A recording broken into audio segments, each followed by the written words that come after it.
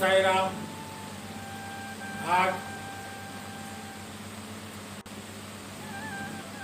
साईं बाबा सेवा आश्रम की ओर से आपको शुभ कामनाएं, मंगल कामनाएं हम आपको प्रदान कर रहे हैं। आज जिनके संतान नहीं है और वे व्यक्ति संतान के लिए बहुत प्रयास कर रहे हैं,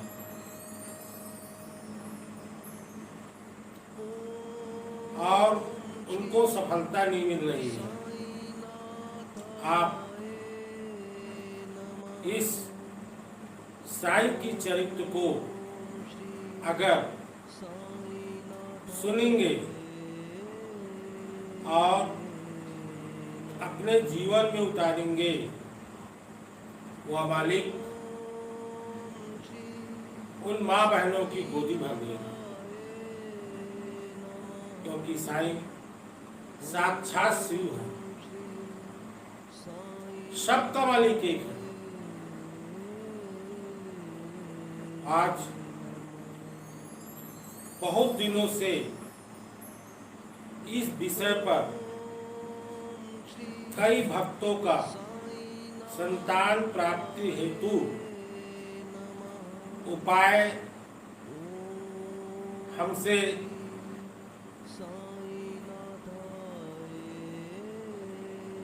मांग रहे थे। गुरुजी, हमारे यहाँ कोई संतान नहीं है गुरुजी, हमारी शादी हुए 4 साल हो गया, हमारी शादी हुए 10 साल हो गया, माँ थी वो संतान के नाम में चल बसी। गुरुजी, हमने धर्म क्षेत्र पर सभी प्रकार का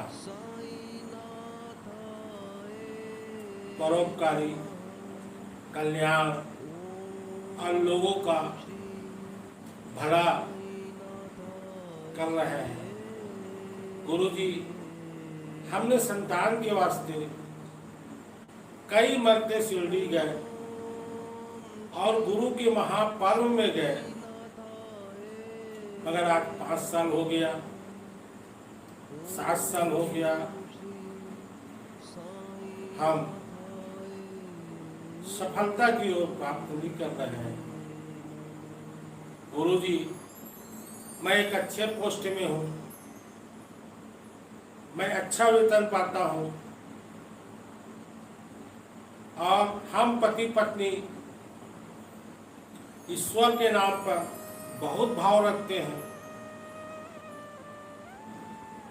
दान पुण्य भी करते हैं, मगर समझ में नहीं आ रहा है कि आखिर कारण क्या है।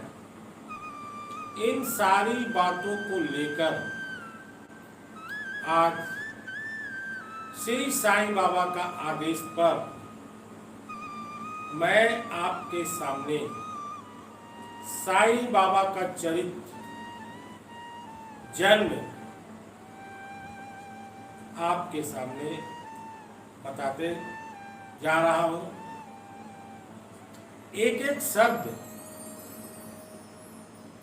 मेरे एक एक शब्द और एक एक भाव को अगर आप अच्छे मन से अपने हृदय में धारण करेंगे और उसके अनुसार आप चलेंगे, ये मेरा विश्वास है कि मेरा साईं आपकी गोदी भरेगा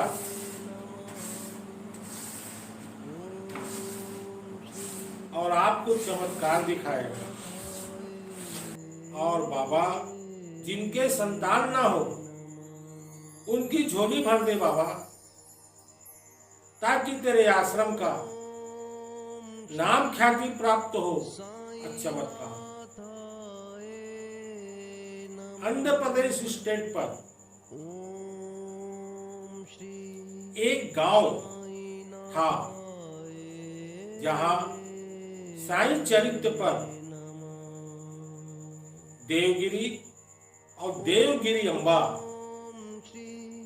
पति पत्नी थे, निसंतान थे। और जो उनकी पत्नी थी इतनी सुंदर थी कि मैं उनका व्याख्या आपको नहीं बता सकता। और वो जो अम्बा थी वो भगवान के प्रति बहुत आस्था थी और देवगिरी जो थे एक झोपड़ी पर रहते थे और एक नायिका चलाकर अपने परिवार का भरण पोषण करते थे। विवाह के काफी दिन के बाद भी उनके आंगन पर वह गुलाब का फूल नहीं खिला। देवगिरी अम्बा इन सब घटनाओं के बाद ईश्वर के प्रति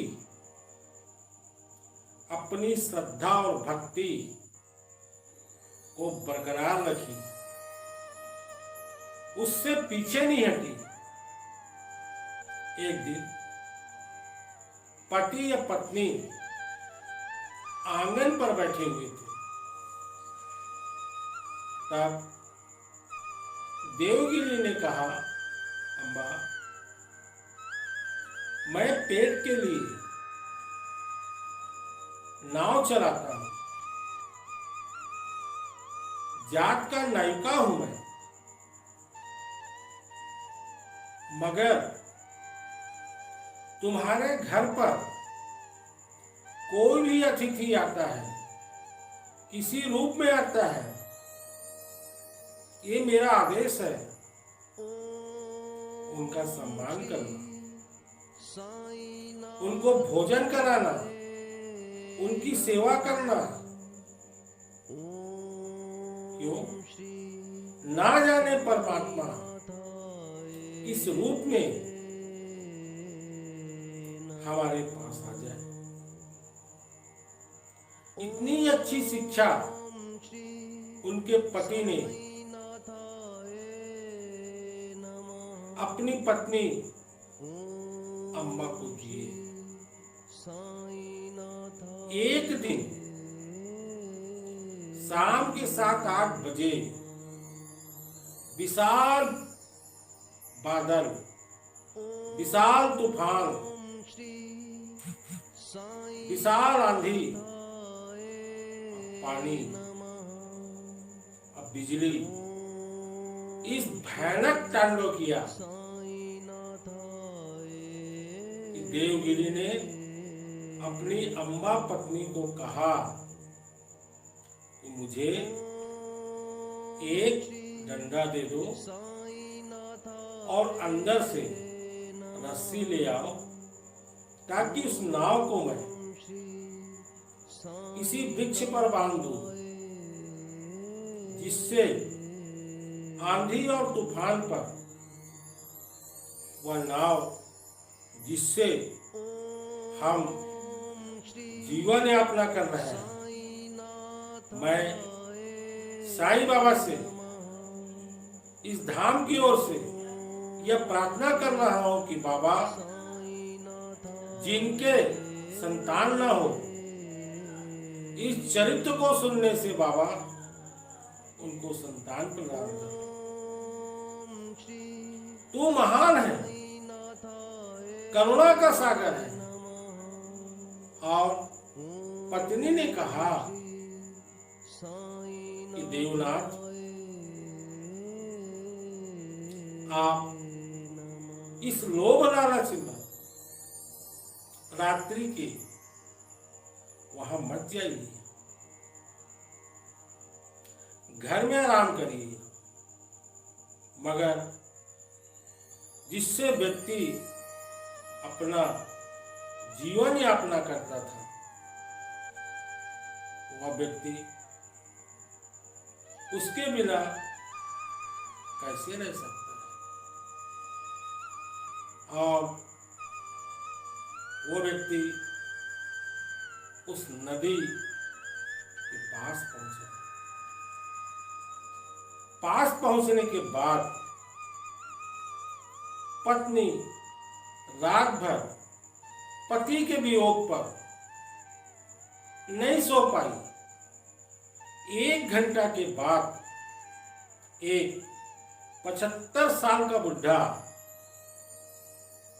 वहां पहुंचा, फाटक खटखटाया।